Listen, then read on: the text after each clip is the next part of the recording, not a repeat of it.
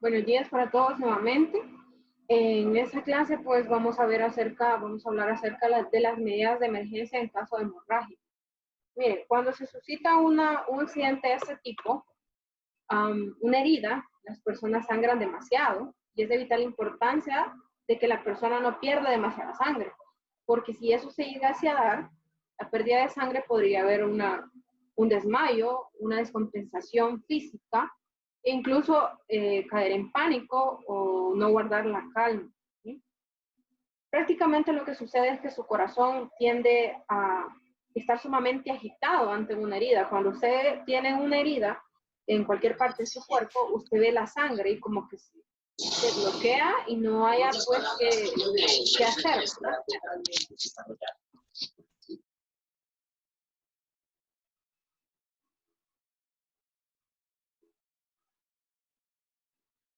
No hay qué hacer y eso pues es un gran inconveniente.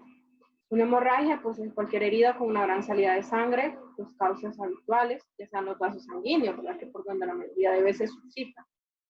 Existen varias clasificaciones de las heridas. La arterial es cuando la sangre sale de una arteria a impulso con un color rojo intenso, muy peligrosa para la gran pérdida de sangre que se presenta. Miren, estas heridas son sumamente delicadas, sumamente peligrosas. ¿Por qué? Porque tienden a ser demasiado escandalosas en cuanto al flujo de sangre. Y la mayoría que ha sufrido algún tipo de accidentes no me dejará mentir que eso así es. Las heridas de la cabeza, en nuestra cabeza, tienden a ser demasiado escandalosas y es demasiada sangre la que sale, pero no es que usted se va a quedar sin sangre, sino que es por la parte del cuerpo que tiene esa tendencia a una pérdida mayor. Sin embargo, simplemente es un gran escándalo y la herida puede ser pequeñísima, pero es por el volumen de sangre que se exterioriza, ¿no? También pueden ser venosas. La sangre sale de una vena y lo hace de forma continua, con un color rojo oscuro. Cuando es venosa es específicamente de las venas. Se hace esa cortadura y tiende a ser un poco, no tan escandalosa, pero sí es continua.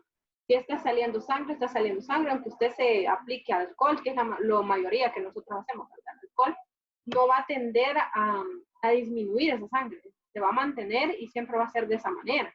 ¿Por qué? Solo que el color es un poquito más oscuro. ¿Por qué? Porque no está directamente en la vena y entonces tiende a tener ese color. También está la tipo de hemorragia capilar. Son más comunes y menos peligrosas, son superficiales y con poca salida de sangre. Por ejemplo, en un rayón que nos demos, tenemos un poquito de sangre, pero no es gran cantidad de sangre. ¿Por qué? Porque es de forma superficial que se da. Y eso es sumamente importante, pues, considerar de que no va a haber un gran problema con esta herida. Lo único que debemos de hacer, lo ideal no es aplicarse alcohol, porque el alcohol lo que hace es que quema y no cicatriza de una manera adecuada nuestra herida. Lo ideal es lavar esa herida con agua oxigenada para evitar una posible contaminación de esa herida. Y de esa forma, evitar ese tipo de, que se vaya a poder poner en un estado un poquito más delicado. Esos son los tres tipos de hemorragia que existen: arterial, venosa y capilar. La más peligrosa, la arterial. La menos peligrosa es la capilar. Y según también tenemos otro tipo de clasificación, según el destino final de la sangre, pueden ser externas, son aquellas en las que la sangre sale al exterior a través de una herida. Las hemorragias más importantes se producirán en las extremidades, por ello las arterias pasan de una forma más superficial. En las extremidades, ¿por qué? Porque acá, por ejemplo, en las extremidades superiores se encuentran lo que son los golpes de nuestro cuerpo. Entonces, si es directamente en una de las extremidades, tiende a ser un poquito más peligroso o más escandaloso el exterior de tanta sangre que se pierde. Internas son aquellas que se producen en el interior del organismo, sin salir al exterior. Por lo tanto, usted no ve la sangre. Usted no ve la sangre. Eso se da más que todo en algún tipo de accidente que se tenga. Y en este accidente usted sufre una hemorragia, pero le dicen, es una hemorragia interna. Usted no está viendo la sangre, pero ahí está y tiende a ser mucho más peligrosa en el sentido que podría dañar más nuestro organismo. porque invade los órganos que están dentro de nosotros. Y eso quiere decir que usted no ve lo que está pasando en su cuerpo, pero usted está contaminando su cuerpo. Usted después necesita un proceso más especializado, una hospitalización, para hacerle un lavado de su organismo, porque usted está todo lleno de sangre por dentro. Y solamente eso es lo peligroso. Miren, esta mañana veremos dos contenidos. El primero está relacionado con el área de nuestro organismo, ¿sí? Nuestro organismo está sumamente afectado. En el caso de una hemorragia, puede ser, como ya lo hablamos, arterial, venosa o capilar, dependiendo de la profundidad con la que se ve. Pueden ser externas e internas, siendo las más peligrosas las internas, por lo que ya les mencionaba, que usted no ve esa hemorragia y se queda dentro de usted, ¿sí? Eso es en cuanto a nuestro organismo. El siguiente contenido que vamos a ver es totalmente diferente, ¿sí? Ya estamos hablando de las placas tectónicas y el riesgo geológico. Miren, en cuanto a las placas tectónicas, sabemos que vivimos en un país que lo denominan el Valle de las Hamacas, ¿verdad? Tiembla demasiado. Y eso es una tendencia normal y se puede dar seguido, solo que últimamente, gracias a Dios, no ha temblado demasiado. O no ha sido perceptible para nosotros, porque depende mucho del lugar donde se originan esos temblores, para que se sientan con mayor fuerza.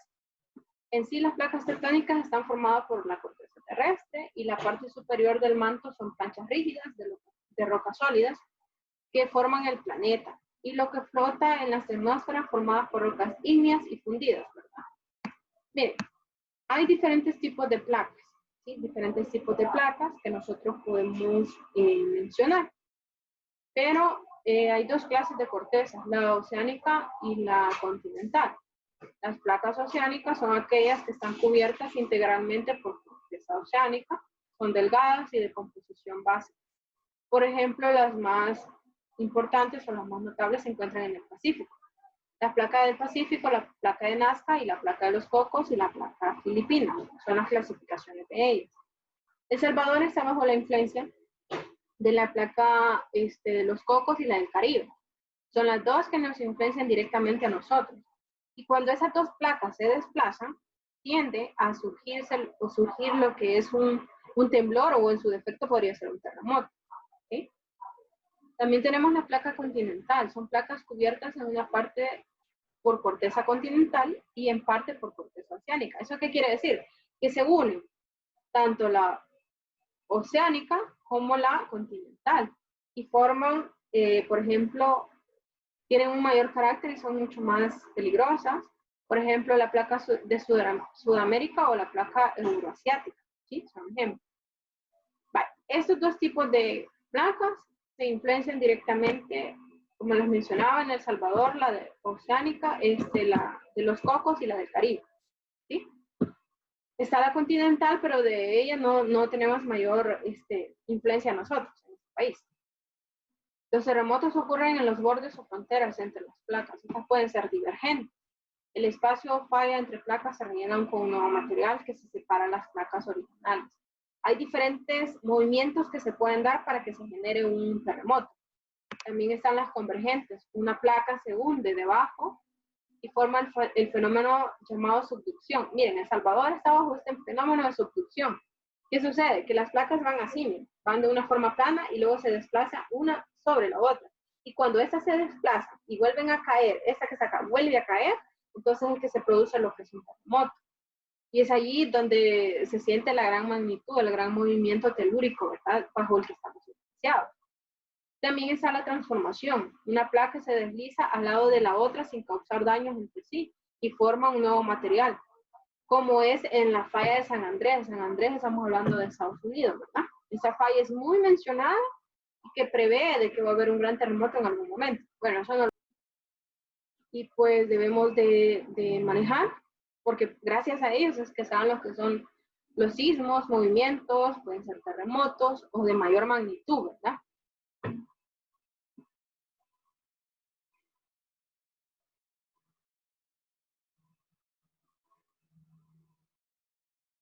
Vale, fíjense que creo que sí me pueden oír. Estoy teniendo problemas con la conexión de internet, pero ya voy a tratar de restablecerlo.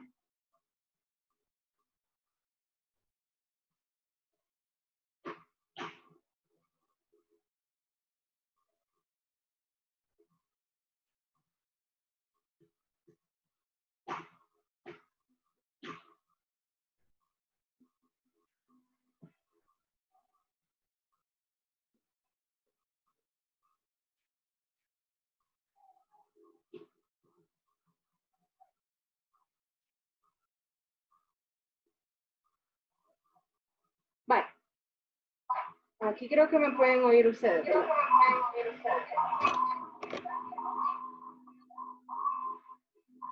Miren, tuve que pasarme directamente a mi celular porque la computadora pues me está fallando un poco. Sin embargo, eso ha sido la clase de esta mañana. Para mí pues ha sido un placer estar con ustedes. Tenía un aviso que darles y se los voy a compartir. Para este mes de julio, ustedes no van a tener clases por medio de guías, sino que va a ser directamente por medio de cuestionarios, ya están en plataforma. Tiene que ser, deben de contestarlos. Ahí en son 15 preguntas. Deben de contestarlo directamente de su libro. Ahí se les indica en qué página ustedes lo van a responder. Y está sumamente fácil, solo son 15 preguntas. Y de esa manera pues vamos a trabajar. Así es que yo quisiera saber si alguno de ustedes tiene alguna pregunta